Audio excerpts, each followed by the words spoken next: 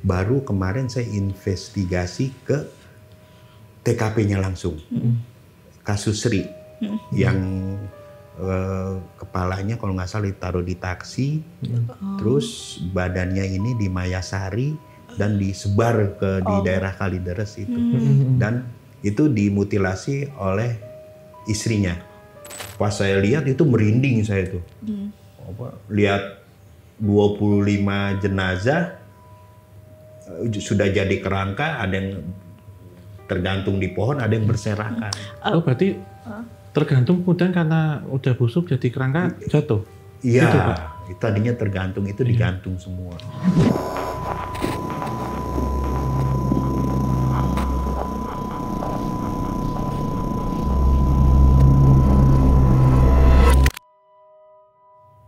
Halo Sobat Javanika semua, selamat datang di episode terbaru Obrolan Santai.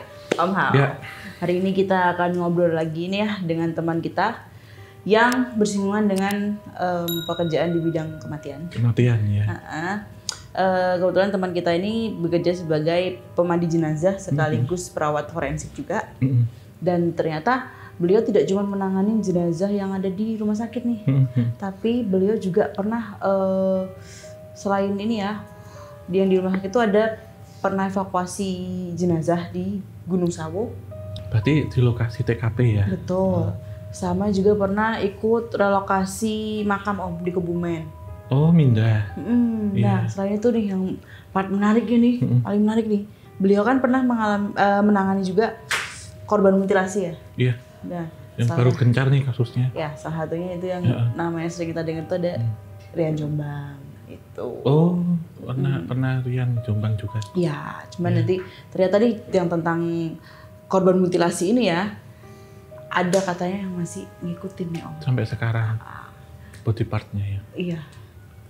Oke, Nih, ini kok nggak sabar saya kalau dengar cerita begini. Bener-bener. Ada apa nih gitu kan. Langsung saja Langsung kita ditangkap ya, Pak ya. Iya, langsung saja kita sambut ada Pak Chandra. Selamat datang. Datang Pak Chandra. Iya. Sehat? Alhamdulillah sehat. Alhamdulillah. Ini terima kasih sudah menyempatkan ke sini Iya, ya. Iya. Deket soalnya. Iya, ini orang Jakarta yang Oh, ngomong. Jakarta. Coba kayak warga Jakarta. Nggak, nanti medok. Iya nih, Pak Chandra, ngomong-ngomong kan nih di dunia permandian jenazah dan juga perawat forensik ini sudah berapa tahun?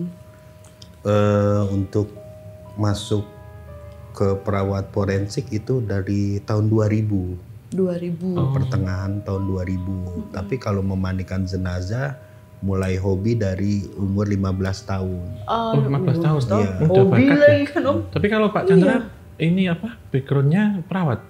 Atau? Pemandi Oh, jenazah pemandinya. dulu. Oh, berarti Peman- perawatnya ini otodidak atau profesi? Jadi begini, Iya. ketika saya memandikan jenazah Iya. ikut-ikut oleh guru dengan guru saya Iya. itu 15 tahun, 16 tahun itu pegang sendiri. Pertama pegang sendiri itu yang tenggelam di Pelabuhan Ratu 4 Sukabumi. hari. Oh, Iya.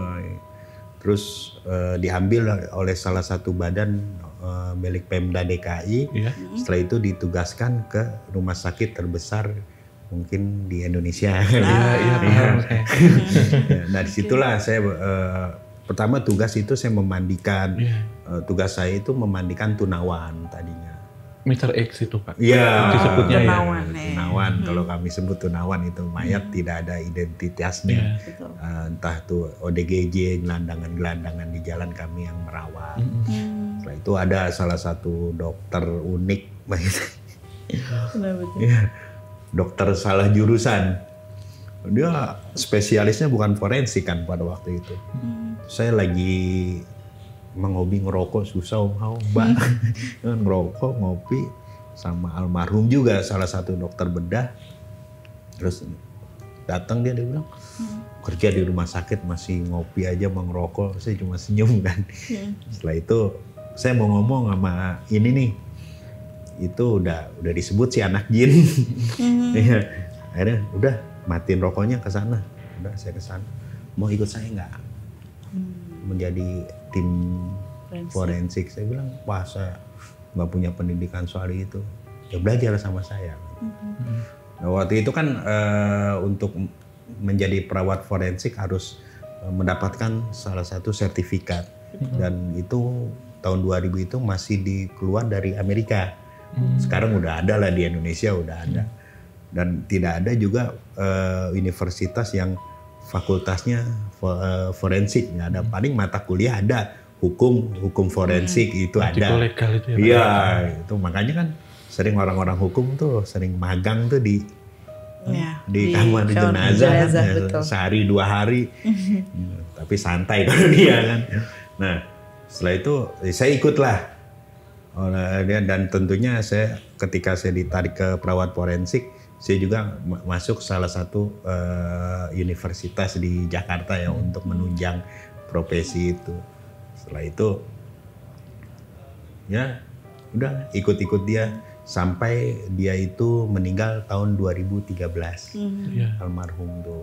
Oh, kalau dulu awal usia 15 tahun itu ya Pak Chandra. Iya. Itu pertama kali memandikan mayat siapa Chandra? Ah, iya. Itulah kutukan bagi saya. Mana megang itu akhirnya? Iya, jadi gini Om Hao. Emang bandel kan saya tuh. Saya di daerah Tenabang situ. Itu ada, saya lagi duduk di pinggir jalan. Ada guru saya itu namanya Pak Haji Haris. Pak Haji mau kemana? Mandiin mayat, mau ikut. Saya bilang gini, mayat dimandi diri sendiri, mandiin biar bersih. Tiba-tiba dia balik badan langsung bilang gini, nanti sudah besar jadi perawat jenazah. Ya, itu terbukti. Kena sumpahnya Pak Haji. Tapi dia juga yang ngajak dengan diiming-imingi uang ya. Kalau waktu itu mau nggak ikut? Boleh. Saya kasih duit 5.000. Waktu itu ya? Iya. Kasih uang 5.000. Cuma liatin, tapi nggak megang kan? Iya. Oh enggak. Oke dah, cuma liatin. Bener kasih uang 5.000 waktu itu kan lumayan besar gede, Mbak, ya. Om. Nah itu naik, bantuin siram gitu, tapi nggak megang. Itu dikasih 10.000 sampai gosok, bikin kain kafan semua. Itu dikasih 20.000. Ada salah satu ketika itu saya mandiin ya, memandikan nggak dikasih uang nih saya kan. Saya samperin kan ke rumahnya, Pak Haji, mana jatah mandiin tadi? Wah pikirannya uang mulu.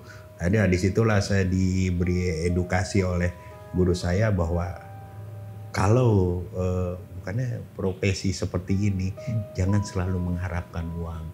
Nah itulah dikasih ini kitabnya. Akhirnya saya paham ya, sampai dikasih ini uangnya saya nggak ambil sebulan. Ya, pada akhirnya ini adalah pekerjaan sukarela dan membantu juga ya. Iya. Tapi emang ini ya Pak, maksudnya dari pertamanya yang karena dikasih iming-iming itu ya, pada akhirnya menjadi passion juga nih pada akhirnya. Cuman kenapa disebut anak jin? Wah ya. Dipanggil anak jin ini teman-teman.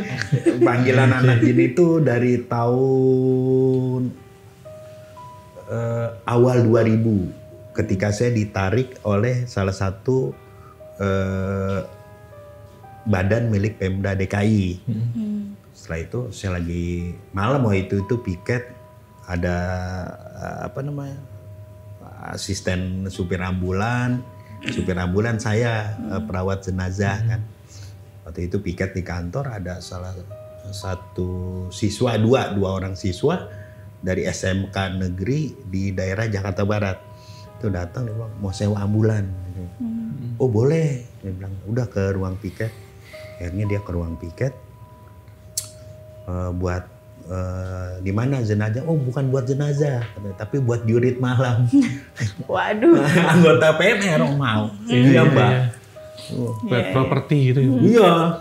Lah, terus ya pokoknya sampai sana udah jadi pajangan aja ambulan. Ya udah harganya sekian, deal. Tapi nggak mau jalan-jalan.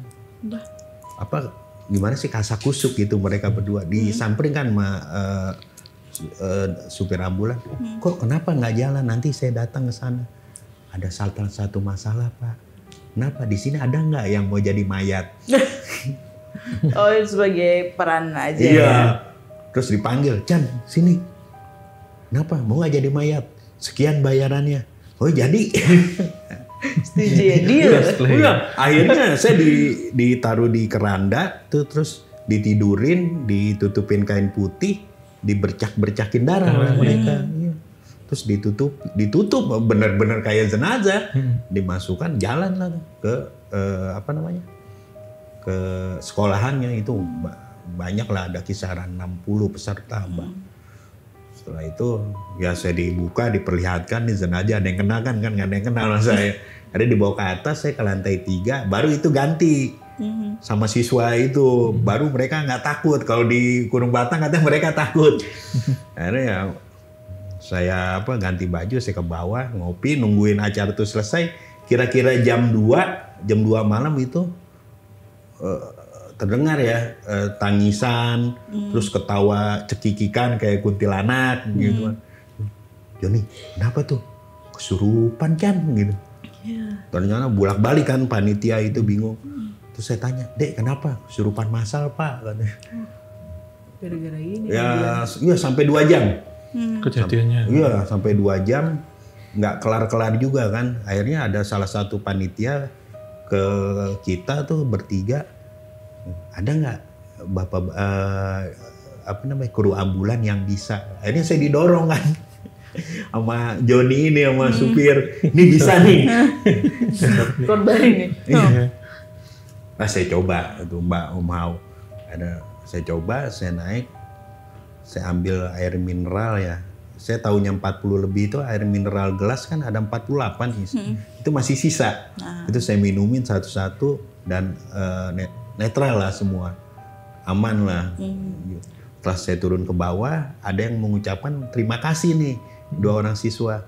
1 orang siswa depan kawan saya bilang begini, ini kali anak jin nurut sama dia, mulai dari situ. Jadi panggilan. Iya. Bukannya ibu bapak saya jin, bukan. Tapi biasanya kalau bisa nyembuhin orang kesurupan itu kan mungkin dipanggil dukun ya. Ini malah anak jin. Makanya jin pada nurut. Oh, akhirnya tadi dipanggil Pak Haji, terus kemudian Bapak megang pertama kali tuh jenazah ya? Iya. Oh, sampai kemudian ke ini Pak, ke pengalamannya di rumah sakit besar itu seperti apa Pak? Kamar jenazah. Pertama kali melihat kamar jenazah kan, kalau kita nonton dulu di berita-berita kriminal pasti rujukannya ke sini ya. Berita kriminal tuh loh Pak, Kalau di TV. Mesti rujukannya. Memang pada waktu itu tahun 2000 saya masuk, kondisinya tidak seperti sekarang Om Hao. Sekarang lebih enak di atas Mbak. Oh sekarang? Oh sekarang enak. Kalau dulu kan masih ada foto kenali kami gitu kan. Foto-foto jenazah gitu. Iya. Oh, kenali kami. Sekarang enak. Dulu pertama masuk ya gimana ya? Auranya berbeda aja dengan kantor yang di Badan Pemda DKI itu kan. Iya. Enak nih. Ya sampai saya diangkat jadi perawat forensik ya di situ. Ya banyak juga kejadian-kejadian yang di luar nalar sih bagi saya di situ. Yang ini kalau yang paling membekas apa nih Pak?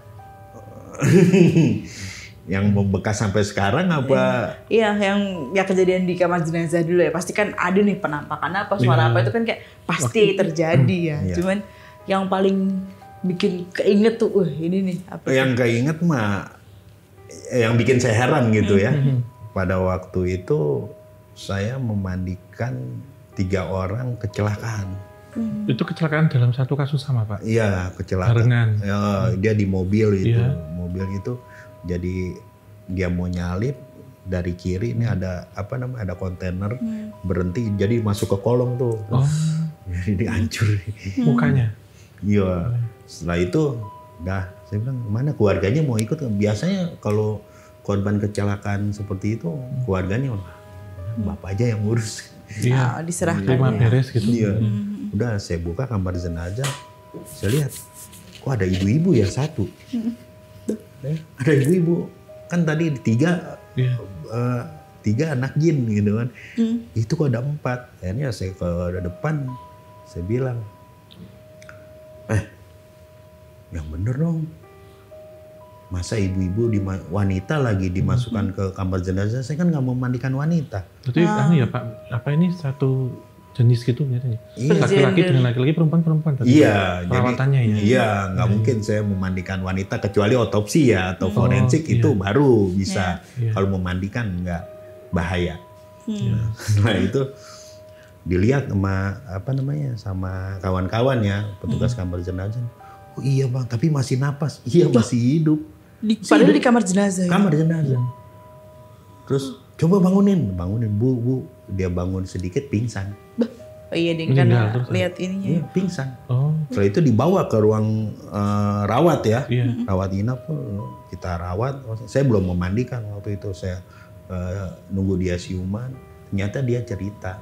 Ketika dia menunggu anaknya di lorong itu, dia tidur tuh di lorong, terus dibangunin sama salah satu pemuda, jangan di sini tidurnya, di dalam.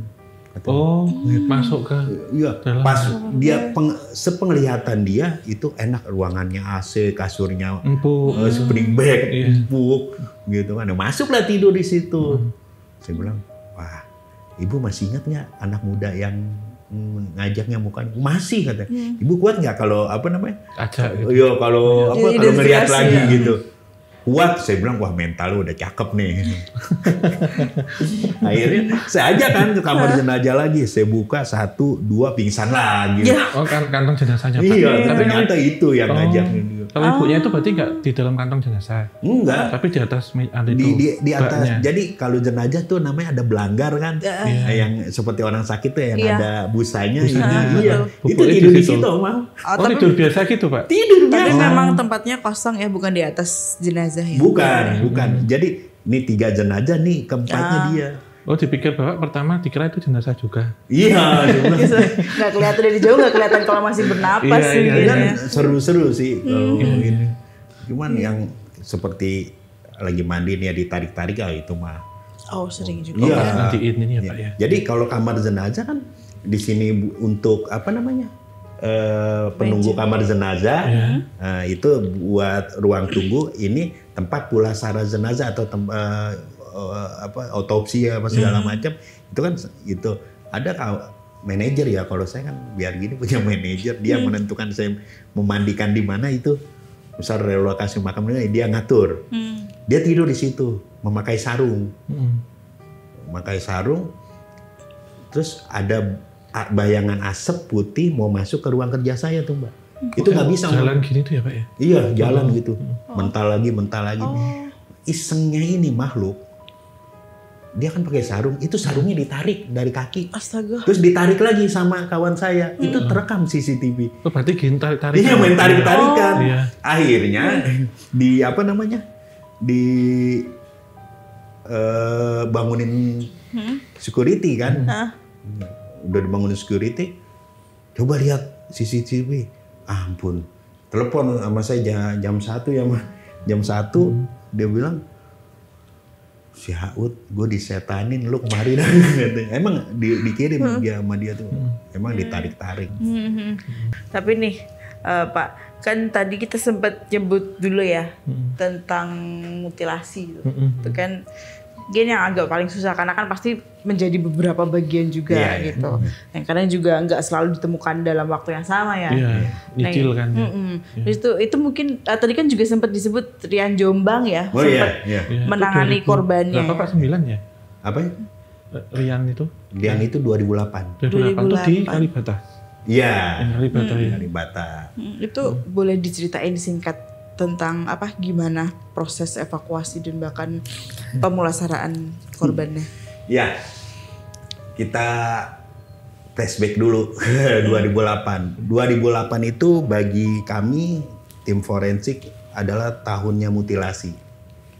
Ada setahun berapa Pak kasus? Ada di Jabodetabek ini ada 8 kasus yang terungkap 3. Yang sisanya berarti tidak terungkap? Tidak terungkap karena sampai sekarang Pak? Iya. Tidak terungkap karena ciri-ciri spesifiknya nggak ada, terus udah kelamaan, udah hancur, kepalanya tidak ketemukan. Oh hanya badan? Iya. Terus yang 3 ini terungkap. 1 bulan pertama itu Atika Setiani itu Januari ke Februari. Baru kedua Rian Jombang. Pertengahan ketiga itu Sri. Nah, yang Rian Jombang ini jadinya ketika saya masuk, saya lihat beberapa potongan tubuh manusia ya. Ini tentang mutilasi kan.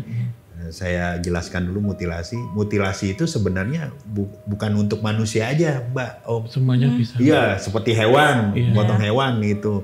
Nah, itu dipotong-potong itu namanya mutilasi. Ayam goreng kan benar ayam mutilasi kan, Pak? Iya. Tapi kurang ajarnya manusia yang tidak beradab diaplikasikannya ke manusia. Kayak manusia, iya. Setelah saya lihat kondisi jenazahnya di situ sudah ada tim dan dokter saya. Tentunya saya dapat masukan dari dokter saya juga kan. Itu kondisi jenazahnya luar biasa mengenaskan. Ada kok fotonya, kalau mau ditampilin aja nggak apa-apa. Lihat aja Pak, aku nggak nggak di blur aja nggak apa-apa. Iya. Nah, kondisi jenazahnya itu mengenaskan, Om Hao. Jadi kita identifikasi kalau bulu alis ya. Alis itu kalau kita laki-laki kan kayak nggak Mbak Nove kan rata gitu, kita kan agak lekuk. Iya, acak adut. Iya. Itu dia lebih rata dari Mbak. Oh iya. Iya, halus. Padahal laki-laki.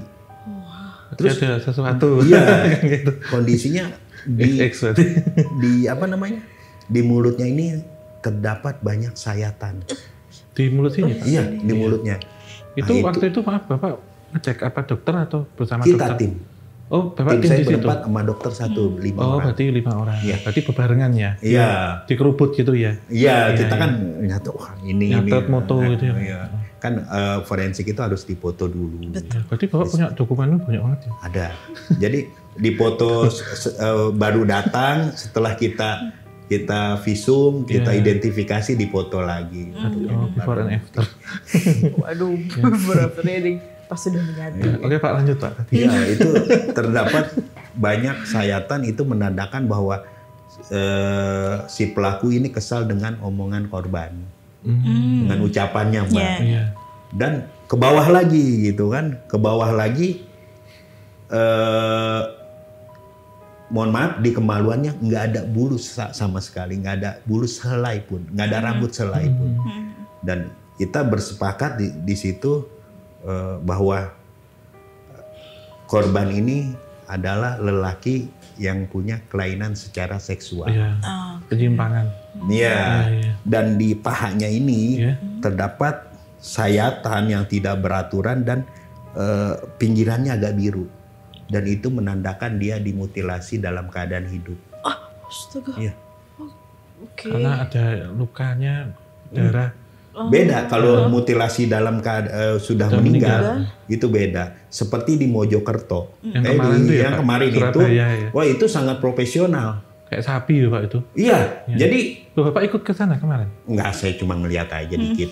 Jadi jadi gini. Dia itu sangat profesional untuk memutilasi seseorang. Kenapa? Potongannya halus-halus. Jadi kalau kayak daging yang di pasar, Pak. Iya. Jadi kayak kita beli daging sekilo mau dipotong berapa? 30 itu seperti itu. Anu korban itu ya. Dan dia mengerjakan nggak ada 2 jam. Cepet Pak itu. 600 bagian. Iya. Dan itu memang dia butcher kan. Iya. Itu dia satu ditunjang oleh peralatan yang memadai. Nah, akhirnya ditandake Mbak. Balik lagi. Tapi itu belum sadis. Ada yang lebih sadis lagi? Ada. Yang lebih sadis ini Rian Jombang sadisnya karena dia dimutilasi masih hidup. Akhirnya teridentifikasi, ditelusuri oleh pihak kepolisian di circle-nya yang itu, dan kebetulan Rian Jombang nih ambil ATM, tapi ATM-nya si korban. Oh iya. Terekam CCTV. Oh ini gitu. Iya. Ketawanya dari situ ya. Nah, yang kedua kasusnya, baru kemarin saya investigasi ke TKP-nya langsung. Kasus Sri yang kepalanya kalau nggak salah ditaruh di taksi, terus badannya ini di Mayasari dan disebar di daerah Kalideres itu. Dan itu dimutilasi oleh istrinya. Oke, rumah tangga ya. Iya, jadi asmara juga sih sebenarnya, kebanyakan mutilasi ini karena asmara sih. Betul sih, betul. Iya. Terus suaminya itu punya istri 4, dia istri kedua jadinya. Iya. Nah, setelah teridentifikasi itu karena adanya tato macan. Iya, yang dulu sini tuh ya Pak. Ya. Tato macan. Iya. Setelah itu saya cerita dan notif nih kawan saya supir ambulan Bang Jeki. Oh, itu mah tetangga saya. Oh iya. Iya. Oh boleh, saya ke sana akhirnya dikenalin sama warga-warga. Akhirnya kita ada videonya sih, ada saya silaturahim sama warga-warga dan ternyata memang pahanya kan tidak diketemukan. Dan oleh pelaku daging pahanya itu dibuat rendang dan dibagikan ke tetangga. Dimasak itu ya Pak. Iya. Dan tetangganya itu makan semua. Itu mereka tetangga nggak curiga Pak? Kok Tidak curiga karena posisinya pada waktu itu satu mau lebaran dan kedua ini Sri ini tukang masak. Pantes. Jadi disamarkan dengan sempurna ya. Iya. Dan setelah 3 hari polisi pasang polis line Di rumah itu. oh itu ada yang mau muntah ya kan nggak bisa dimuntah. Udah dibuang. Udah 3 hari. Udah di septic tank.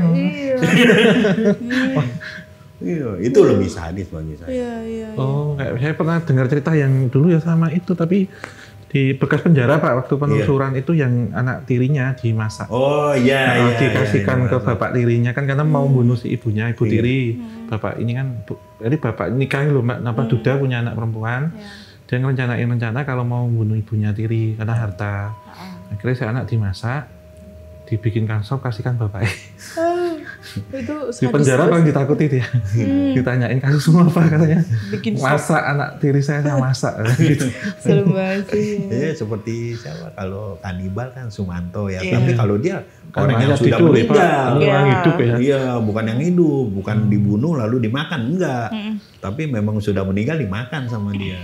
Iya. Ini Pak pertanyaan saya, kalau misal pas identifikasi begitu, itu petunjuk datang aja Pak, ketemu akhirnya jenazahnya, identifikasinya. Oh iya. Atau Bapak tanya siapa atau dokternya apa, dapat info secara ini ya Pak, legal ya, maksudnya bukan secara metafisik kita. Iya. Kesampingkan dulu. Misal ketemu petunjuk A atau apa gitu, sering Pak gitu. Sering terjadi kasus di 2008 juga Atika Setiani. Iya, yang awal itu. Iya, ketika itu hanya badannya dulu kan diketemukan, 5 hari kemudian kepalanya baru. Oh, berarti cuma ini Tok Pak? Badannya aja. Berarti cuma ke bawah. 2 bagian aja Ini ya? 2 bagian. Ini lengkap semua. Oh ada, berarti gini, kayak Iya. manekin itu ya? Cuman palanya aja nggak ada gitu. Dia dimutilasi. Tapi ini ke bawah ada? Ada lengkap. Setelah Penggal itu ya, ketika kepalanya diketemukan kan kita sebar itu foto. Dan kita aparat itu bekerja dan itu diketemukan. Tapi untuk menemukan pelaku kita pakai juga metafisika, pakai juga. Waktu itu polisi minta bantuan saya untuk membuat sketsa si pelaku. Oh, Bapak berarti bisa gambar? Iya, karena kan itu Berarti saya bilang dihubungin sama korbannya juga iya. ada Bapak? Iya. Oh, nah ini kan berarti menjawab pertanyaan ya. Kadang kan pada tanya itu kalau orang-orang yang bisa suruh nyari kejahatan, ini loh udah terjawab. Ada jatahnya ya. Ada jatahnya, tapi kan juga nggak semua dipublish kan. Gitu. Ya, pada tahun 2008 kan CCTV Masih masih banget. jarang, Iya, apalagi itu di dalam kamar hotel kan dimutilasinya. Oh, yang itu tuh Pak di toilet itu kan ditemuin? Enggak, dia di bawah kasur, Bawah kasur? Iya, dapalanya dibuang ke sungai dekat situ juga sebenarnya ditaruh kantong kresek. Terus dibuangin. Kayak Oh itu kelapa. ya cerita paling bukan cerita, pengalaman paling membekas sampai sekarang. Kenapa tuh Pak? Karena dihubungin sama si Wah, korbannya. kalau netizen udah tahu lah gitu. Pertama masuk saya ada berapa? 4 bang. 4 itu yang di dalam Pak? 4 yang meninggal itu yang harus saya urus. Oh ya udah, yang masuk abang doang sendiri. Masuk tuh Pak saya. Terus ada yang bilang petugas kamar jenazah kan, anak jin. Kenapa?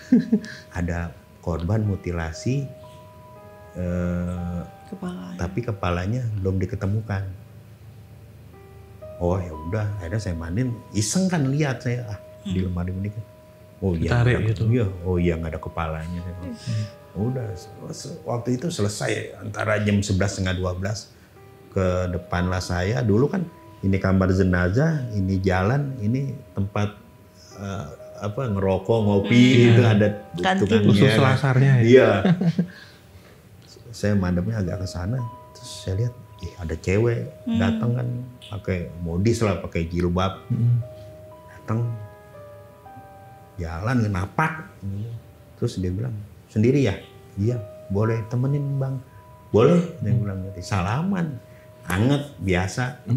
Kayak salaman sama Mbak tadi sama Om, itu biasa kayak manusia. Ya ngobrol. Setelah ngobrol, mau minum, saya bilang, "Boleh." Gitu. Apa? Teh manis gulanya dikit. Ditawarin. Special request ya. Ada saya bilang anjing, teh manis gulanya dikit. Itu dibawain Om, Mbak. Dianterin gitu Pak? Ini dianterin, tapi taruhnya nggak ke lawan bicara saya, ke saya taruhnya. Saya sempat bingung kan. Kenapa nih orang? Akhirnya saya geser lagi, saya nggak mau ambil pusing kan. Orang saya lagi ngobrol. Itu ngobrol sampai jam 4 saya. 4 subuh? 4 subuh. Iya. Ngobrol tentang, waktu itu kan kondisi sama istri saya nggak kurang baik ya. Karena kerjaan saya itu cuma memandikan dan tidak bisa memenuhi secara ekonomi kan. Agak goyang tuh. Jadi pikiran kemana-mana. Cantik juga nih.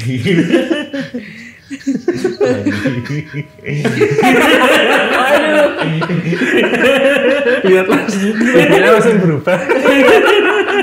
Gimana ya? Udah gitu. Ya, namanya laki-laki itu ada ada ketertarikan. Wajar lah, saya masih muda. Dia ternyata umur 22 tahun. Dia cerita. Dan udahlah, hari kedua saya di situ udah ada lagi. Itu hari kedua ya. Hari kedua saya habis tugas ya udah ada lagi, ngobrol lagi. Ya sempat dinasehatin kan, seperti laki-laki hebat itu katanya. Jangan kawin lagi. Jangan istrinya 2, 3 atau 4 tapi 1 dijaga sampai akhir kata dia. Kalau abang punya masalah, keluar dulu dari masalah. Selesaikan masalah dari luar. Itu kata dia tuh, kata hantu. Ya, dan itu ya biasa ngobrol. Dia belum menceritakan tentang dirinya gitu. Dan saya juga nggak curiga, Mbak, Om, di situ. Ngapain dia di situ gitu? Asumsi saya bahwa dia adalah menunggu kerabatnya yang sakit. Orang dia datangnya dari rawat inap. Oh, arahnya ya. Iya.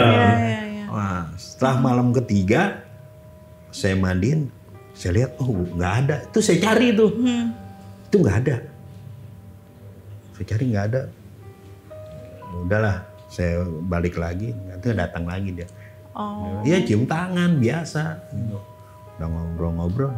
Saya lapar kan. Mau Indomie nggak? Mau instan nggak? Saya bilang. Boleh. Cing, mie 2. Saya dipanggil tuh. Sini. Kenapa Cing? Kemarin minum teh manis. Mesin teh manis nggak diminum. 2 hari. Ini mesen lagi 2. Lu buat siapa katanya? Udah Cing. Iniin aja. Bikinin aja. Ribet amat. Kan dibayar juga. Akhirnya dibikinin. Tapi setelah matang, lu ya yang ambil kemari. Iya siap. Udahlah. Matang saya dipanggil ya. Makan saya. Habis lah penglihatan saya. Memang ada beberapa hari itu, ada yang pertama ibu-ibu ngelihat saya, lihat kita ngobrol berdua tuh lari. Itu hari kedua tuh. Lari kenapa? Saya bilang, Bapak ngobrol sama mukanya hancur. Saya bilang, ngaco nih. Oh, ditampakin. Iya. Saya bilang, ini ngaco. Saya bilang, orang saya lagi ngobrol sama cewek kok cakep. Mungkin halusinasi kali lewat kamar jenazah. Yang kedua itu security. Kenapa dia? Dia bilang dasar anak jin ngomong sendiri, ketawa sendiri gitu. Oh, berarti ada yang ngelihat ditampakin wujud menyeramkannya, tapi ada juga yang ngelihat Dia nggak ngobrol bisa lihat. sendiri. Iya. Nah, setelah hari ketiga ngobrol lagi kan dia sambil makan mie instan tuh, dia bilang ini hari terakhir bang. Katanya, besok mau pulang. Oh ya udah. Saya bilang ya udah, maaf kalau ada kesalahan ini ya sama-sama. Dan ketika itu inilah berpisah kita kan. Nah 3 hari saya masuk off lah. Libur. Nah hari kelima kan, hari keempat kelima saya masuk lagi. Itu masuk sore saya.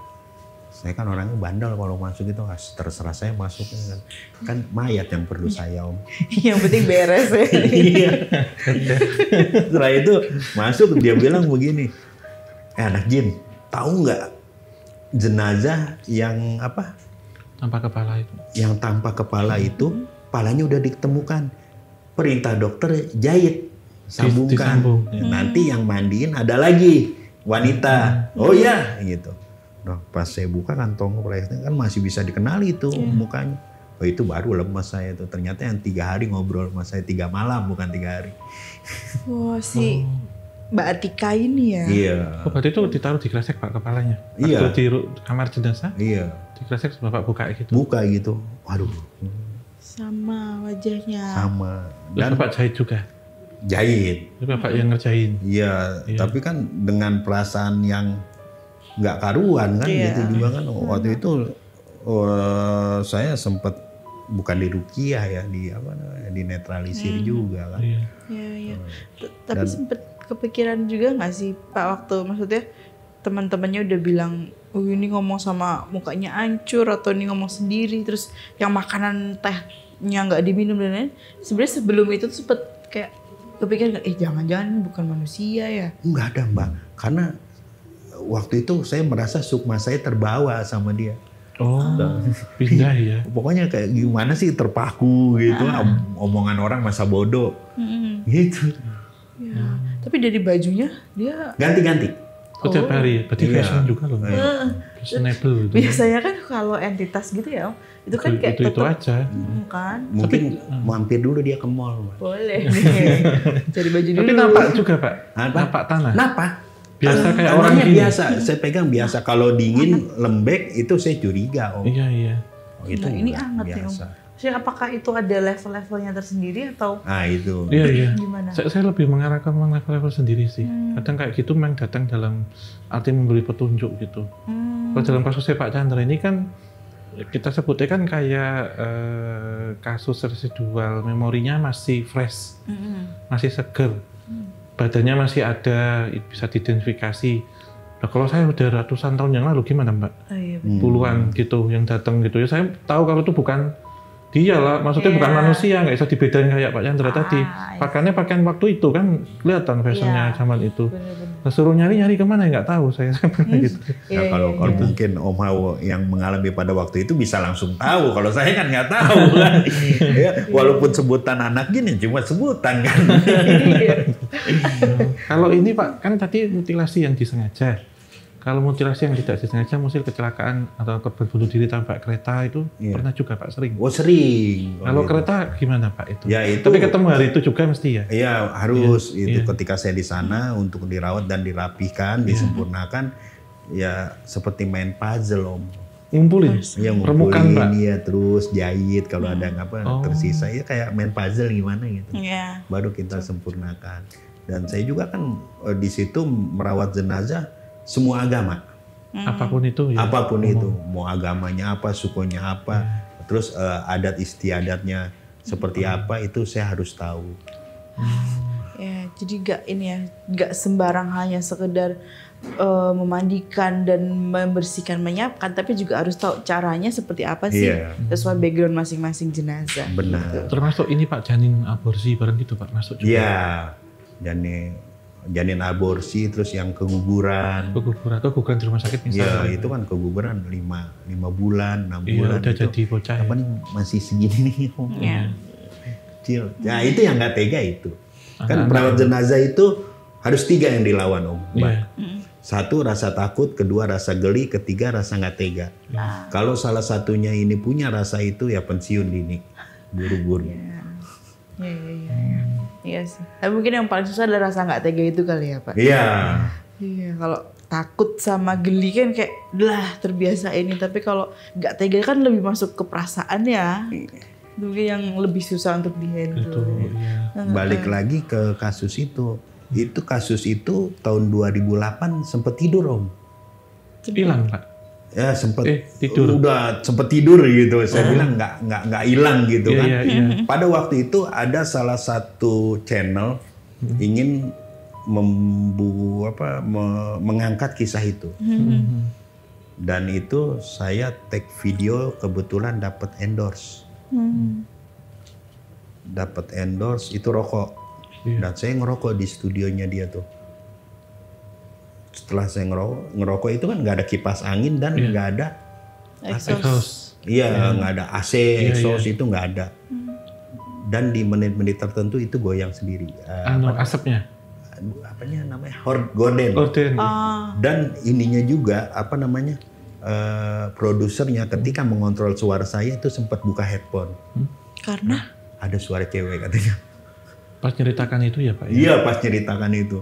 Dan saya pada waktu itu menyamarkan namanya menjadi Nur. Sebab di depan saya ada yang namanya Nurli. Jadi saya Nur, biar nggak kepleset kan. Dan ada komentar netizen itu bilang, tahun 2008 terjadi kasus mutilasi karena asmara terlarang bernama Atika Setiani. Dan tahun 2018 terjadi lagi kasus mutilasi karena asmara terlarang yang bernama Nur Setiani. Namanya sama-sama Setiani, tapi itu Nur. Saya kan milih random. Terus netizen bilang, inikah apakah ini dejavu atau realitas polanya terulang ya? Itu gimana tuh? Iya. Polanya Pak, pola itu pasti akan ketemu residual energinya. Mungkin kalau ini kan kasus-kasus mutilasi itu terjadi di zaman sekarang ya. Saya yang belum mempelajari itu tentang kalau zaman Belanda dulu kolonial mungkin juga udah ada Pak. Kejadian-kejadian serupa, tapi kan mungkin teknologi nggak seperti sekarang. Identifikasinya bagaimana gitu. Kejadian kecelakaan itu kan apa ini jadi apa gitu ya sering gitu. Kalau ini Pak korban, korban yang mungkin masih ada tali. Iya, pernah sering ya. Yang paling menyusahkan adalah ketika dia sendiri itu tempat yang susah evakuasinya. Ada Pak? Ada. Contohnya, di lantai 4. Ruko di lantai 4 itu seminggu, antara 5 hari sampai seminggu baru ketahuan. Kita kan ke sana. Baru ketawanya ya? Iya. Udah mulai jenazah itu ketika mulai membusuk dia kan keluar cairan. Betul. Netes itu. Iya, netes. Itu caranya kayak apa sih Pak? Kayak minyak gitu? Iya. Minyak goreng? Enggak minyak tapi bau lah. Ketika kena kulit kita bisa terinfeksi kita. Langsung Pak, danur gitu ya? Iya, kayak infeksi. korengan gitu. Iya. Itu apa Pak? Cairannya warnanya apa? Apanya? Warnanya apa? Warnanya? Ya warnanya kayak kehitam-hitaman. Oh, bukan yang kayak kuning kecap. gitu Iya, ya? bukan kuning, kayak hitam-hitaman kebanyakan. Kayak kecap gitu. Iya, akhirnya untuk evakuasi dia kan ada di tiangnya tapi tidur begini. Iya. Ini tambangnya kecil. Ini di sini nih dia nih. Terus saya bilang tahan ya di bawah, Ivan. Oh, gitu. Diturunkan itu Pak? Iya, kan aparat kan cuma panggil kita doang, nggak mau nurunin dia. Masa nggak mau Pak? Ya nggak mau.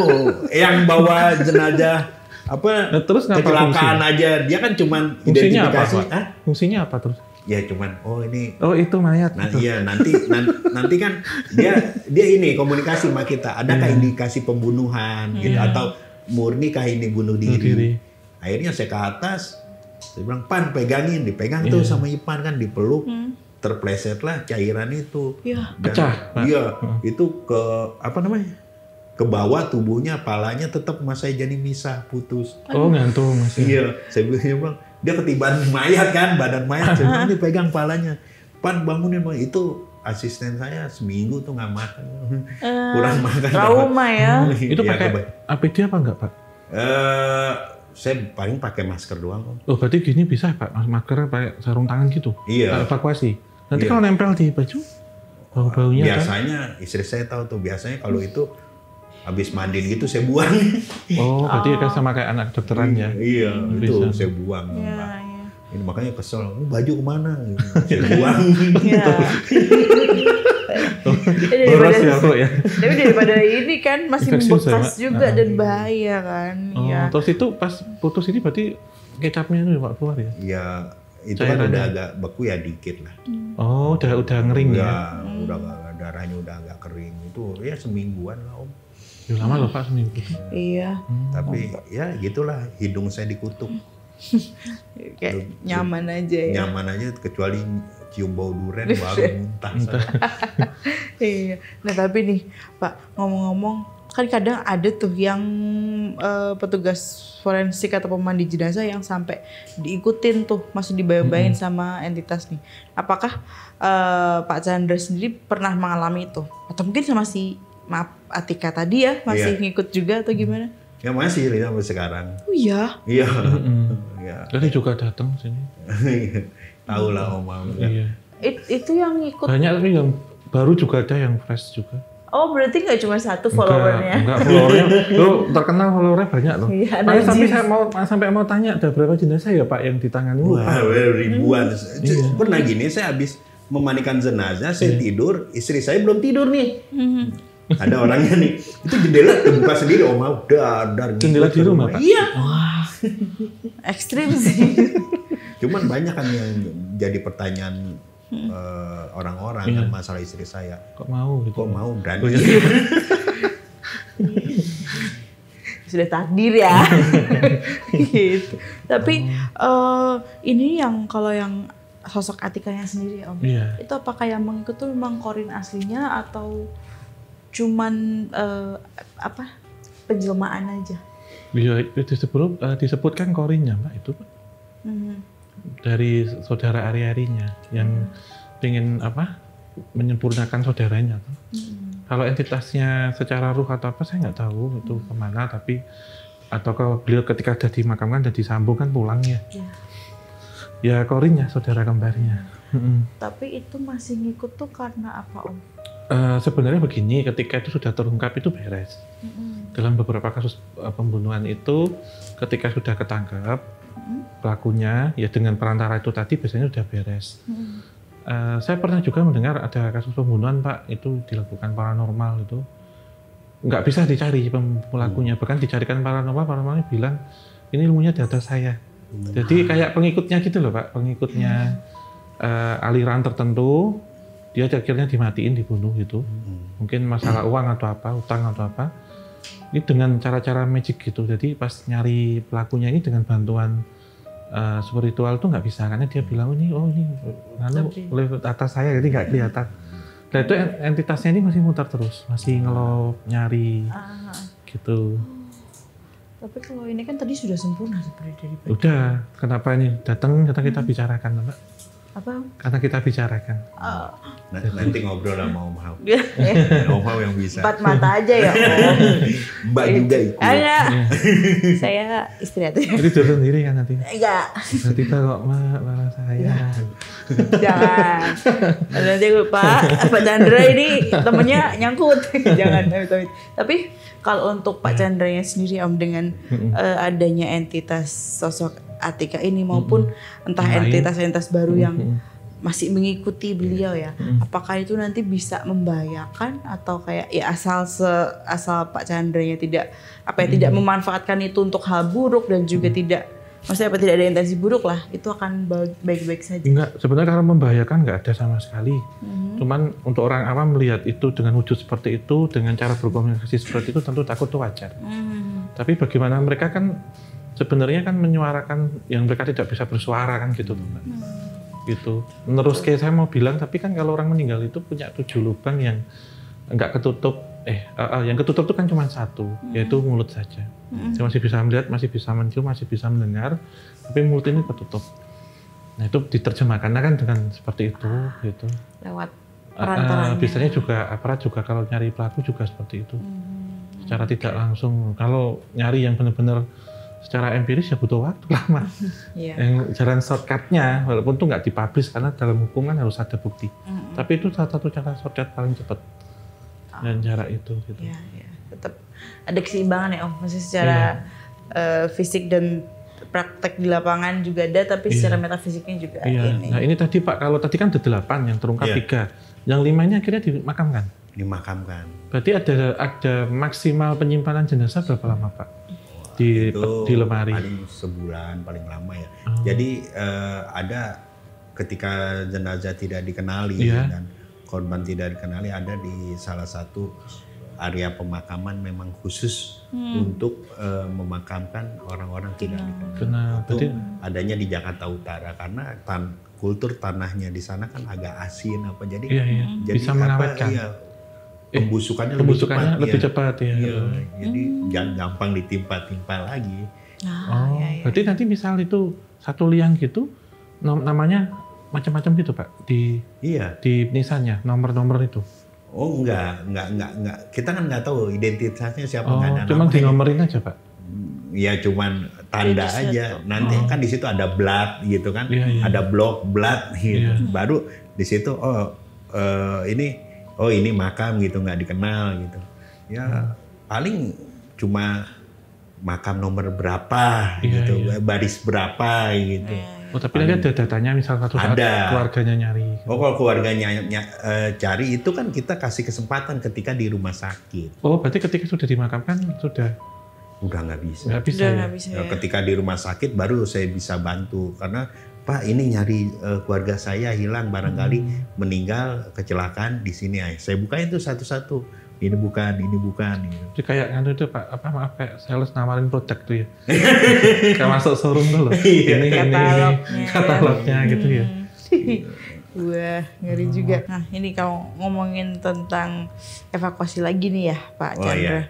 Kan tadi yang tentang korban mutilasi udah nih, Om. Nah, ini terus yang di Gunung Sawo nih. Wah. Katanya itu kan lumayan mencengangkan ya penemuannya, Om. Karena berantakan ya, Pak, aku bisa bilang ya. Terus sudah banyak yang kerangka juga. Nah itu tuh sebenarnya apa yang terjadi di situ? Gunung Sawo. Itu kecelakaan pesawat Pak? Atau apanya? Kecelakaan pesawat. Itu indikasinya pembantaian dukun santet. Di Gunung Sawo? Di Gunung Sawo. Gunung Sawo itu mana sih Pak? Cianjur Selatan. Oh tahun? Tahun 2000. Oh berarti nyambung Banyuwangi ya? Iya, karena percikan dukun santet pertama di Banyuwangi, lalu meluas ke daerah-daerah Jawa Barat. Pada waktu itu kan saya masih berempat. Saya ingat dulu, Muji, Pian, saya Rudi. Itu saya paling muda tuh sama Pian tuh. Dia udah senior lah, udah 25 ke atas. Kalau saya masih unyu-unyu kan baru. Setelah itu dikumpulin, udah berangkat ke gunung. Wah, liburan Dok, enggak. Di sana ada kasus. Yaudah prepare dulu. Pulanglah ke rumah. Setelah pulang, waktu itu kan masih bujangan juga kan. Udah pulang ke rumah, baju apa untuk seminggu kan katanya. Terus nanya lagi, kasus apa sih? Ditemukan 25 jenazah bergantung berserakan di Cianjur Selatan, Gunung Sawo. Waduh. Terus saya tanya sama senior, Dut gimana? Tahu gue juga pusing nih. Gini, ketika sudah menjadi kerangka itu lebih sulit untuk identifikasinya. Karena sama semua ya Pak ya? Iya. Sasarannya ya? Iya.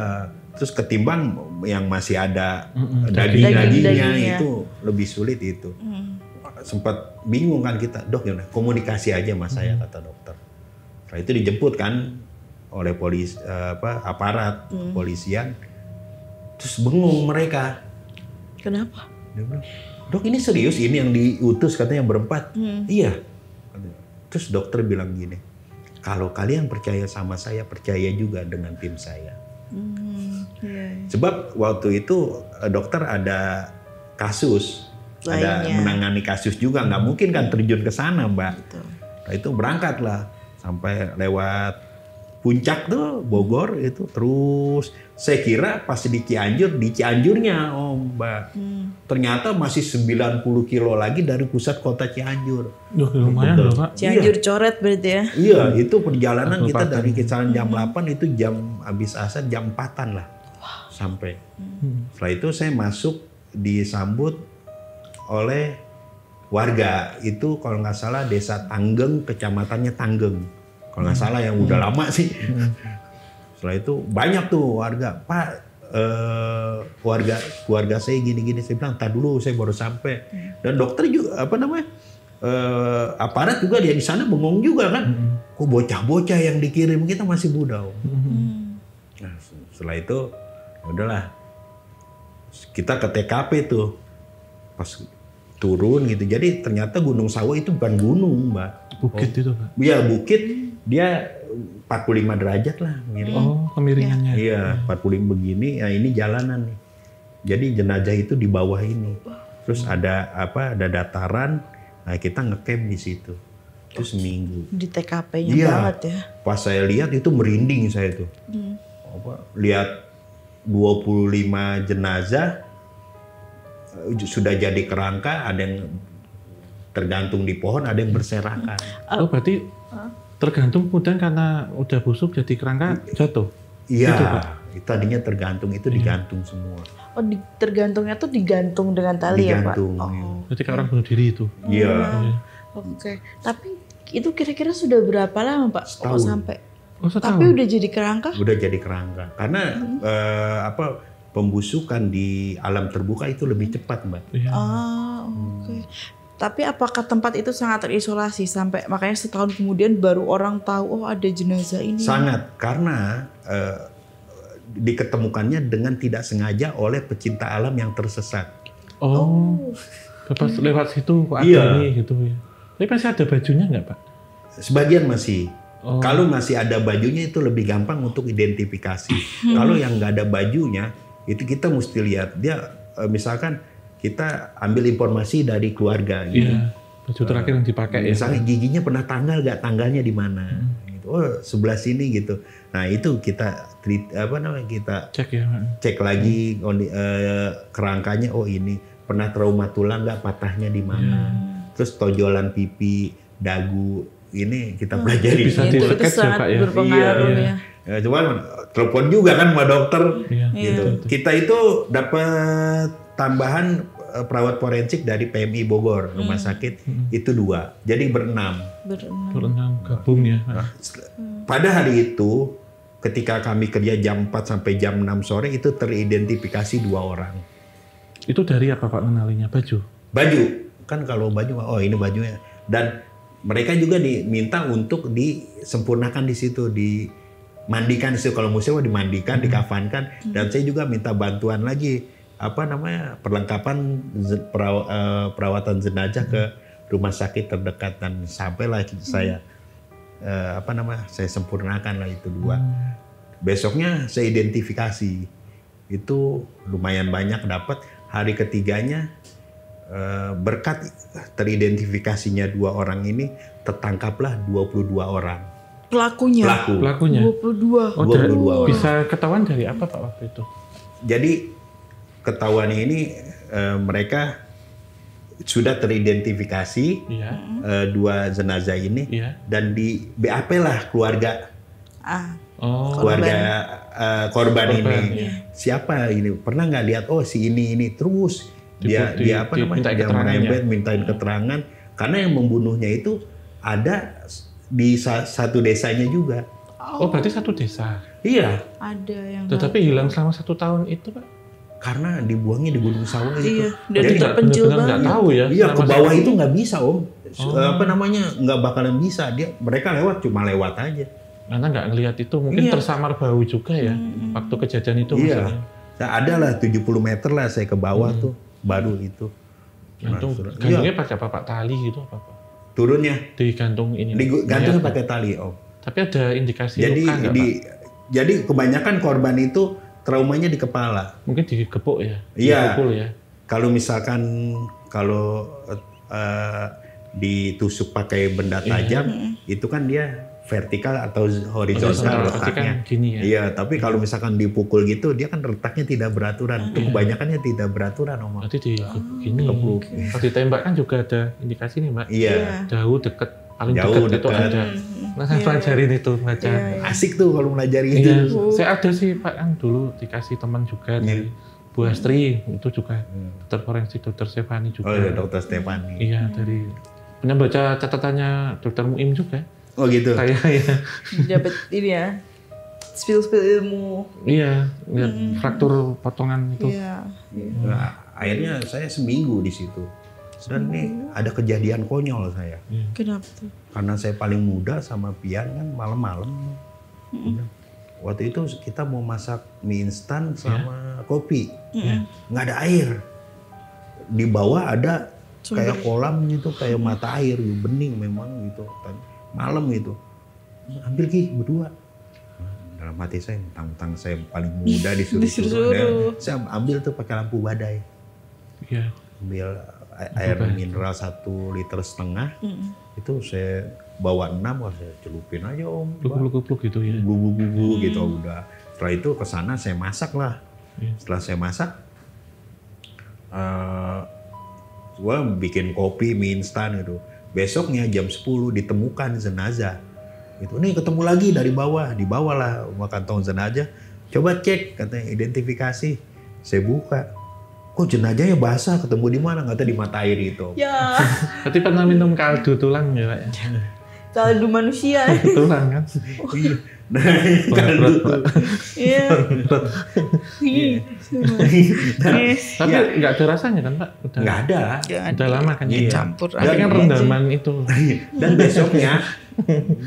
Dan besoknya baru yang 22 orang itu mengaku bahwa mereka nggak membunuh 25 orang, tetapi 45 orang yang membunuh. Ada lebih lagi. Ada dapat di bukit sebelahnya lagi. Jadi ada cerutan dikit gitu, sebelahnya itu lupa saya nama gunungnya gunung apa, tapi di situ diketemukan lagi. Caranya Berarti itu sama. pembantaian ya Pak waktu itu Sama. ya? Itu pembantaian isu dukun santet.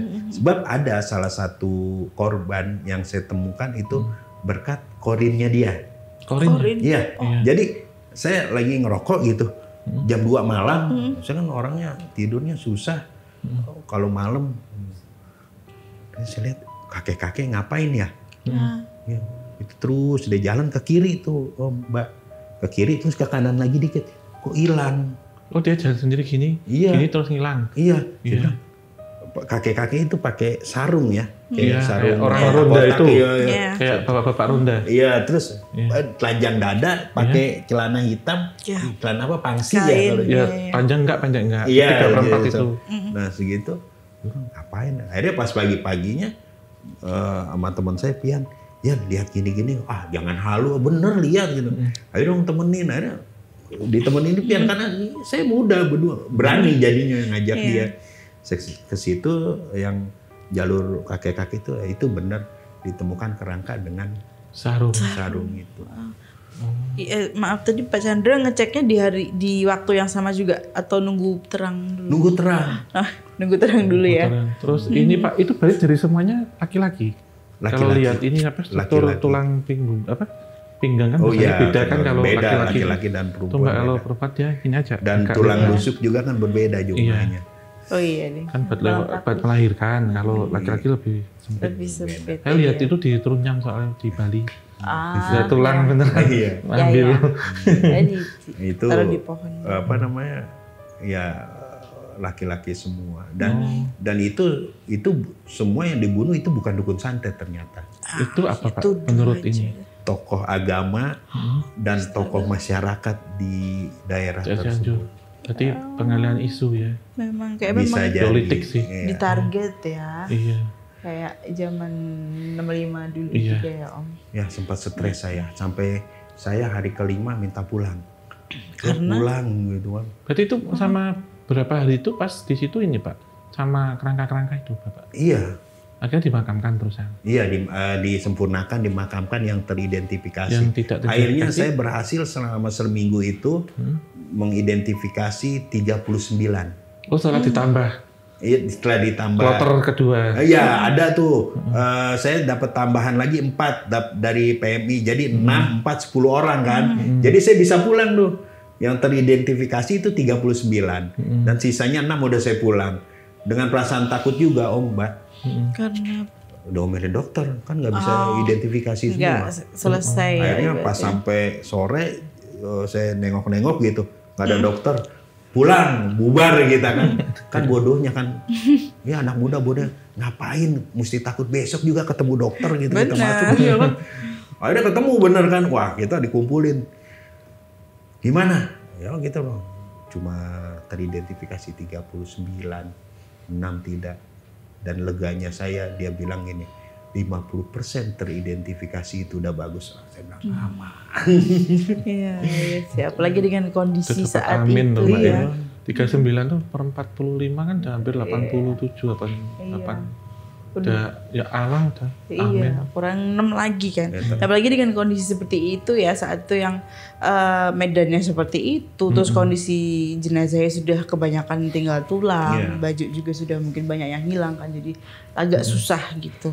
Nah tapi nih, kan sempet juga Pak Chandra menangani relokasi makam ya. Oh sering. Nah, kalau secara tekniknya nih Pak, sebenarnya teknikal ya, relokasi makam itu seperti apa sih? Apakah hanya menggali jenazah kemudian dipindahkan ke tempat baru, atau ada kegiatan ininya lagi, kayak ibaratnya ya kayak ketika dimakamkan awalnya nih harus kalau memang dikafan ya dikafanin lagi, terus dipetikan. Iya. Jadi gini, untuk relokasi makam itu harus, misalkan dia udah puluhan tahun gitu udah jadi kerangka, tapi harus kita kafankan, kalau muslim ya, kita kafankan dan kita pocongkan lagi sempurna. Diulang lagi ya Pak ya? Iya. Kalau ini Pak yang non muslim Pak, yang di peti pernah juga Pak mindah? Sering. Pernah buka petinya itu Pak? Masih Pernah. utuh atau apa dalamnya? Pernah. Ya tulang-tulangnya berjajar ya berjajar gitu kan, petinya sudah, kalau relokasi petinya sudah sudah agak hancur, lapuk gitu kan. Malah peraturan pemerintah sekarang bahwa petinya itu harus yang cepat lapuk. Supaya cepat ini juga. Karena pemakaman di Jakarta sangat sempit, sampai di Jakarta itu ada rumah susun dan makam susun juga kan. Makam susun. Sampai 3 tuh, makam susun 3. Nah itu ada kerangkanya dan itu petinya kita barukan lagi. Oh dipindah. Iya. Berarti tidak hanya asal menggali terus diambil sisanya dipindah ya. Iya. Tapi memang berarti dikebumikan selayaknya lagi gitu. Itu yang mungkin untuk secara awam kita jarang taunya ya Om ya. Gitu. Tapi kalau yang di Kebumen itu Pak, ada ini ya nggak, kisah mistisnya nggak? Panjang gitu. Ini lagi-lagi asisten saya juga nih. Nah, apa nih? Iya. Ada asisten saya namanya Ipan. Gitu. Penakut tapi kerjanya suka bantuin saya. Waktu itu saya, Bang Edi, Bang Wawan, Ipan. Gitu. Waktu itu ada tawaran relokasi makam nih.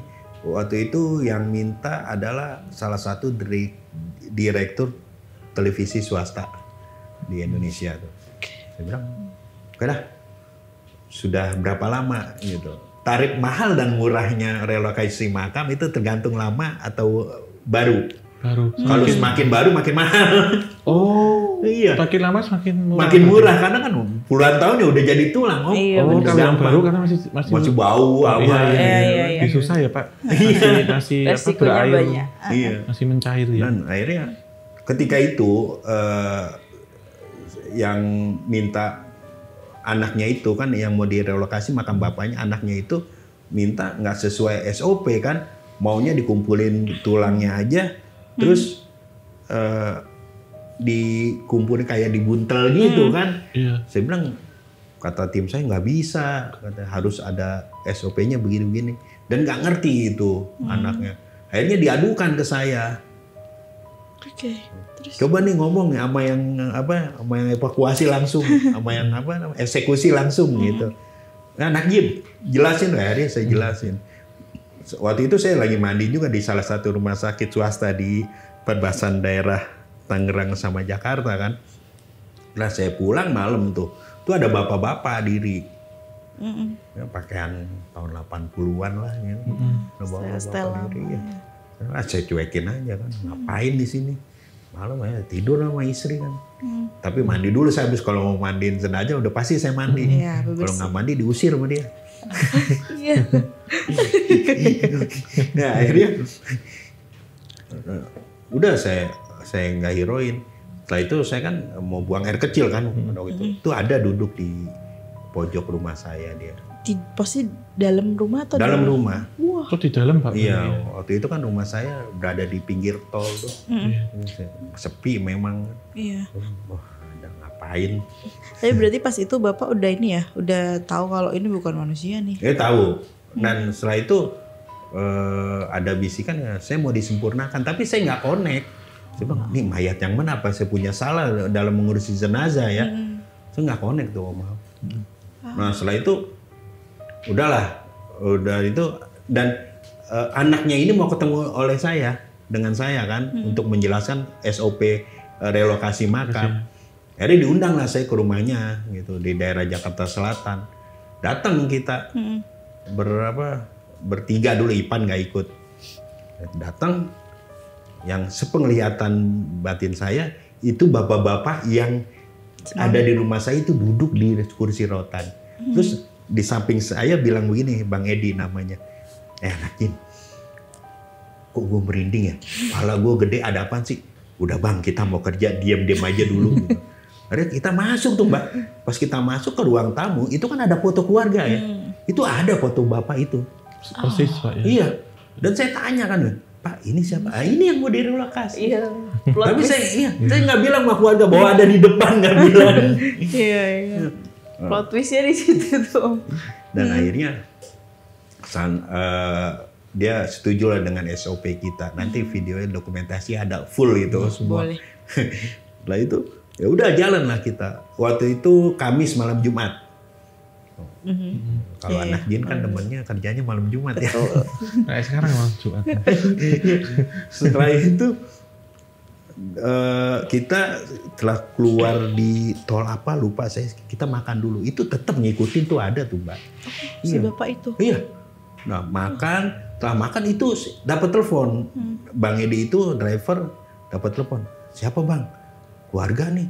Ternyata makamnya udah dibongkar sama warga sana. Bah, kok gitu? Marah lah Bang Edi. Bukannya tungguin anak jin dulu ke sana baru bongkar. Ya. Gitu. Jadi mekanismenya kita sampai sana istirahat, bongkarnya pagi, terus rapi-rapi sampai Jumat, sholat Jumat, baru bawa ke Karawang gitu. Ini nggak main bongkar ya, waduh saya bilang. Udahlah, udah mesti cepet-cepet ke sana. Udah Om, kita naik ke mobil kan. Bapak-bapak itu tetap di situ. Saya sih nggak heroin lah. Barangkali dia mau ikut menyaksikan. Nah itu jalan kita. Itu harusnya itu 5 jam gitu. Perjalanan dari situ 5 jam lagi. Itu kita tempuh cuma 2 jam. Jalannya enak, kosong. Dilancarkan ya. Iya. Wah enak lah jalan. Kita nggak digoyang juga, ambulan enak. Setelah itu pas sampai itu saya naik tuh ke atas terus. Makamnya itu di atas bukit paling pojok. Pas saya cek ini, wah ini mesti ditunggu. Saya bilang jangan jangan ditinggal, takut ada takut hujan, nanti bawahnya bocor, terus takut ada binatang masuk, karena di sebelah sananya hutan Om. Tahu kalau daerah Gombong tuh Kebumen yang ada sebelah, kalau masuk itu ada sebelah kanannya tuh Benteng Van der Wijk tuh. Iya benar. Terus lagi mentok ke kiri saya. Arah waduk. Iya. Itu ya. Nah setelah itu kita kan dikasih fasilitas hotel kan. Itu 1 kamar berdua. Saya sama Bang Wawan, Bang Edi ini sama Irfan. Jam 10 Irfan ketok-ketok kamar. Ngapain Bang? Gue di sini Bang. Kidul bertiga. Lah, kasurnya kan cuma 2 Pan. Enggak, udah di sini. Emang kenapa sih? Kan ada Bang Edi. Bang Edi udah ngorok Bang, udah tidur. Emang kenapa? ada cewek bang bolak-balik. Astagfirullah. Di mana? Di dalam kamar. Di apa namanya? Jadi langkahnya tuh cewek bolak-balik diintip, itu bener cewek katanya. Tapi pucet banget katanya. Di hotel itu macem-macem gitu. Akhirnya kita ngobrol tuh. Dan jam 12 malam saya dapat telepon. Pak Chandra masih melek katanya. Masih bangun belum tidur? Belum, saya bilang. Saya di bawah. Bisa nggak ikut ke makam? Jam 12 malam. Jam 12 malam. Setelah itu saya ke bawah. Emang ada apa? Ada trouble di sana. Oh udah Pak, siap. Ya udah Pak, lu tidur tuh mau Bang Wawan. Gue ke makam. Akhirnya saya ke makam. Pas ke makam ternyata ada yang kesurupan Om Mau situ. Yang warga yang 3 orang itu nunggu di situ, 1 kesurupan. Saya bilang kenapa nggak panggil warga sini katanya. Saya dengar dari Bang Edi, kan Bapak dipanggilnya anak jin. Masa sih nggak bisa? Itulah kelemahan dipanggil anak jin begitu. Suruh netralisir. Iya. Padahal kan anak jin itu cuma julukan kan? Iya. Ya udah sebisa saya, ya udah netral lah. Dilalahnya warga bilang gini sama warga itu, ya udah Bang Chandra jangan balik lagi ya ke hotel, lebih baik tidurnya di sini aja temenin kami. Akhirnya tadinya tidur enak kan AC di hotel empuk, akhirnya tidur di kuburan Mbak Om. Jaga ya. Jaga. Iya. Iya. Mubazir hotelnya Pak. Nah, Tapi pas waktu warganya kesurupan itu Pak, mereka dia teriak-teriak atau cuman diem aja atau gimana? ngegeram kayak gimana? Mau. Iya kayak macan gitu. Oh. Jadi dia udah nggak ngomong apa-apa, cuma berontak gitu aja kan. Dan metode saya untuk menetralisir selalu pakai air putih, dan saya nggak pernah nanya ini siapa dan dari mana, nggak pernah nanya. Berarti lo didoakan aja, Iya, disuruh langsung minum. kasih. Langsung netralisir aja. Nah setelah itu siangnya kan, akhirnya subuhnya saya turun ke bawah, akhirnya saya ke atas, barulah itu eksekusi. Nanti di situ juga ada saya videonya, saya lagi iniin tulang apa. Nah Ivan nih, ternyata saya lagi kerja, dia nggak kerja dulu, dia ke sebelah tembok ininya tuh, tembok apa? Makam. Kan ada tembok tuh, nanti videonya juga ada, dia ke sebelahnya tuh. Setelah itu, Pan, udah nih bersihin tulangnya, ada di tulangnya. Dan saya duduknya di sebelah sini, dan Ipan sebelah sini. Dan itu dibersihin sama Ipan kan, sama saya tulang-tulangnya dirapikan terus jadiin jadiin pocong, baru kasih peti, dan udahlah masuk. Kita bawalah ke daerah Karawang, makamnya. Nah di daerah Karawang itu penggali kuburnya besar-besar kan badannya kan, kayak pemain games gitu. Itu 4 orang nggak ke bawah itu. Ngangkatnya itu Pak? Iya. Nggak kuat. Nggak kuat. Tambah lagi 6 orang nggak kuat. Kata Bang Edi, ini kenapa nih Chan? Yang punya tulang naik, saya bilang. Di atasnya. Tapi emang kelihatan Bapak lihat. Iya. Udah. Akhirnya saya komunikasi mau turun, nah baru 4 orang juga aman gitu. Nah pulang, udah selesai kan. Besoknya saya lagi sama istri, Chan ke sini, kenapa? Ada masalah nih. Kenapa Ipan? Wah buru-buru saya, ternyata Ipan kesurupan. Si Bapak tadi? Ipan ini saya. Maksudnya kesurupan? Bukan kesurupan Bapak. Ini ibu-ibu. Oh. Masuk ibu-ibu Pak? Ibu-ibu. Beda Kayak lagi. nenek-nenek gitu. Pak kan masih muda kan. Suaranya kayak nenek-nenek Ipan tuh. Kenapa Pan? Ya begitu. Saya bilang, waduh, akhirnya saya netralisir sekali, tapi seminggu tuh rutin. Akhirnya kesel kan, saya bilang, oh ini minta ke sana lagi. Ke makam itu. Ke makam itu. Dan teleponlah kita sama keluarga dan orang sana, boleh nggak kita ke sana? Ada ke sana lagi, kita berempat pakai ambulan. Karena kita sudah akrab sama orang sana kan, sama Akamsi situ. Ya udah kita ke sana, kita ke makam. Akhirnya menetralisir di makam gitu. Dan ternyata Ipan itu di samping tembok itu kencing. Oh. Buang air kecil nggak numpang-numpang. Iya nggak isi. Dan yang lagi bersihin tulang itu adalah makam ibunya yang saya relokasi. Dan dia Ipan pas nginjak kepalanya. Ya. Saya untung di kakinya kan nggak itu. Iya. Dan itu adalah orang yang pertama kali dimakamkan di situ, kalau sebutan ningrat Jawa itu apa Om Hao ya? Kalau perempuan Raden Roro. bisa Raden dikatakan Ngaten, ya. gitu. Iya. Jadi bukan orang sembarangan ya. Iya. Iya. Oh, itu dipindah karena apa, Pak? Dipindahkan karena anak-anaknya semua di Jakarta. Oh, biar kalau nyekar Iya, mau nyekar dia Gampang. apa namanya? Deket. dekat. Dekat. Oh. Kalau dia harus ke Kebumen. Oh, saya pikir nggak Pak, relokasi untuk dibangun apa? Kok cuma satu.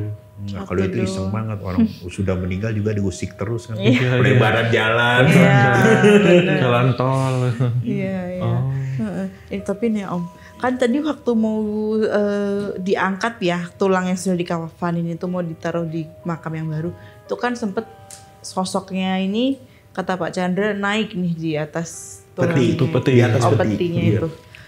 Itu apakah mungkin sebagai tanda dia tidak terima atau iseng aja? Kalau antara tidak terima dan iseng tidak, Mbak. Tapi Berarti ikut bagian dari tubuhnya. pasti memang caranya memang seperti itu. Iya, ada di dalam.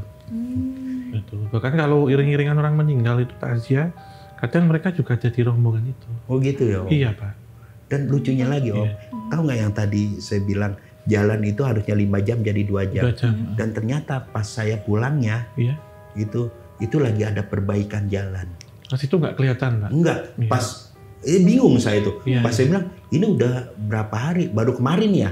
Enggak Pak, ini udah 2 minggu perbaikan jalan gini. Harusnya kan macam lewatin gini. itu. Tapi pas saya mau jemput jenazah itu tuh lancar tuh Om. Pas pulangnya rame. Perbaikan jalan Iya. rame. Itu dalam pandangan Om Hao sendiri yang mengerti ranah. Itu gimana tuh Om? Itu bisa teleportasi tuh, Pak. Apa saya masuk ke dimensinya dia? Iya, berpindah waktu. Oh. Kayak tadi yang waktu yang kasus mutilasi yang tadi itu sama. Jadi bisa dapat lebih cepat ya Om. Iya, akses. Wah enak tuh Om, kalau saya mau ke Jogja kan, saya minta pindah dimensi, tahu-tahu udah di Jogja kan enak Om. Punya pintu kemana saja, Pak. Wah, hemat juga tuh. Tapi kalau dari yang bapak-bapak ini tadi Om, mungkin sebenarnya ada pesan lain yang pengen disampaikan ke Pak Chandra nggak sih? Mungkin dengan menampakkan dirinya itu. Iya, mungkin selain tadi minta disempurnakan, mungkin juga ibarat kata mungkin gini ya, sudah bercerita dengan tenang tapi kok suruh pindah gitu. Diubek-ubek lagi ya. Sebenarnya itu karena faktor ini kan tadi saya tanya apakah itu ada pembangunan gitu ya. Kalau cuma satu ya anaknya yang males saja kan gitu. Ya. Ibarat kata maaf loh Pak gitu. Enggak-enggaknya kan setahun sekali Harus dari Karawang mana ke Kebumen kan ya, satu masih di Jawa Iya. juga, naik kereta juga bisa kan. apalagi orang ada semua kan pakai mobil juga aman lah dia. Sebenarnya yang disesalkan oleh beliaunya Bapak, itu. iya sih, karena Almarhum lah, bukan beliaunya, almarhum itu. iya. Ibarat kata udah istirahat kan, apalagi dekat sama orang tuanya kan sebenarnya. Tuh, iya sama Anaknya yang ibunya. egois ya. sebenarnya. Iya kan, ya umumnya anak yang padanya mendatangi orang tua. Orang tua ini yang pertama, yang kedua, Pindah. apakah kemudian setelah dipindah kan disiarahi? Iya. Kalau kemudian setelah dipindah nggak disiarahi ya sama aja. Kasihan yang sudah tidur Benar. kalau dipindah gitu. Iya. Iya. Juga udah dipisahkan dari Orang tua ibunya. dari awalnya tetap sampai kapanpun secara entitas tetap ada di makam lama. Oh gitu. Nggak bisa gitu. Berarti intisarinya tetap stay di makam Meleburnya lama. di situ, peleburannya. Itu kan ibarat kata hanya sisa tulang itu kan residunya ya, tapi isinya itu Ah, filtrasinya kan di sana. ya. Udah ya membumi melebur di tetap makam akan ada di lamanya. situ. Hanya simbolik dan konsepnya kalau mau mendoakan orang meninggal dimanapun bisa, nggak harus ke makamnya. Benar. Kapanpun dari manapun Manapun bisa. ya. Betul. Kalau saya sendiri lebih sepakat tetap di situ aja, nggak usah dipindah. Kecuali kalau makam itu dianggap membahayakan, misalkan di pinggir sungai longsor atau mau untuk pembangunan jalan tol atau apa, nggak apa-apa. Tapi kalau itu menurut saya sayang sih Pak. Iya. Kalau saya misal jadi bagian dari keluarganya, saya menentang nggak boleh. Biar istirahat di sana gitu. Kasihan ya. Iya, berarti. enggak sih bisa dikunjungin. Kecuali kalau di luar negeri jauh ya, bawa pulang gitu. Itu sih paling. Betul. Nah, tapi ini satu pertanyaan pamungkas ya Om. Iya. Dengan relokasi itu, kan ini tadi relokasinya ibaratnya permintaan personal ya. Iya. Kan ada bekas, jadi mungkin dibuka lagi untuk lahan baru nih, lahan permakaman baru nih. Apakah akan terjadi bentrok energi, apalagi karena si mendiang yang sudah lebih dulu juga sudah melebur di situ, atau ya tetap aman aja karena ya pada akhirnya itu sudah kosong secara Ya aman saja. Karena konsep makam itu kan diwakafkan ya, memang ditujukan untuk makam. Esensinya Mbak yang ketinggal itu gitu. Filtratnya. Ya. Oke deh. Oke Pak Chandra, terima kasih Sama-sama, waktunya Mbak. sudah mau berbagi pengalaman serunya ini Iya. ya, terutama di sekitaran para jenazah yang Iya. dievakuasi. Dari point of view lain nih. Semoga ya lancar-lancar selalu kerjaannya ya, amin. Berkah. Mbak, Berkah ya. juga. Mungkin dari Pak Chandra sendiri ada yang pengen disampaikan dulu ke teman-teman di luar sana, apalagi mereka yang mungkin masih ini ya Om, salah paham tentang cara pandang mereka terhadap sebuah jenazah. Iya. Jadi banyak orang salah pemahaman terhadap hantu-hantu di Indonesia ini menjelma jadi arwah gentayangan gitu kan. Dalam agama saya sendiri nggak ada yang mengatakan itu arwah gentayangan, tapi jin korin ada. Jin korin, ya. Itu jin korin ada. Gitu. Jadi misalkan orang gitu, misalkan wanita melahirkan dia meninggal, terus diasumsikan oleh mereka menjadi kuntilanak, itu dosanya double tuh. Itu telah menuduh almarhum menjadi setan, dan juga bagi agama Muslim itu ketika wanita meninggal melahirkan itu adalah balasannya surga karena dia Jihad ya. iya jihad itu. Mati syahid. Ya, juga jangan salah persepsi gitu. Mungkin ada jin-jin yang tidak bertanggung jawab untuk menyesatkan pemikiran kita dari si mayat tersebut. Diambil. Jenazah gitu ya. Diserupakan. Kalau Om Hao mungkin lebih paham daripada saya. Oke, siap. Terima kasih sekali lagi Iya, ya Pak sama-sama. Chandra. Kita lancar Pak Chandra, Ibu juga. Lancar rezeki kesehatan. Amin. Iya. Boleh disampaikan pesan sekaligus penutupnya? Iya, terima kasih untuk Sobat Javanika memastikan dari awal hingga akhir. Semoga jadi pembelajaran bagi kita bersama. Dan tetap dukung podcast Opsan juga tim KTJ dengan cara like, subscribe, dan nyalakan lonceng. Kita share sebanyak mungkin. Kita tutup akhir kata. Wabillahi taufiq wal hidayah. Wassalamualaikum warahmatullahi wabarakatuh. Mugi tansah pinaringan rahayu sagung dumadi.